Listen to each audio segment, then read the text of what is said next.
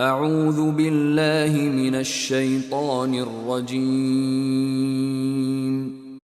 ويا قوم ما لي أدعوكم إلى النجاة وتدعونني إلى النار، تدعونني لأكفر بالله وأشرك به ما ليس لي به علم، وأنا أدعوكم إلى العزيز الغفار. لا جرم أن ما تدعونني إليه ليس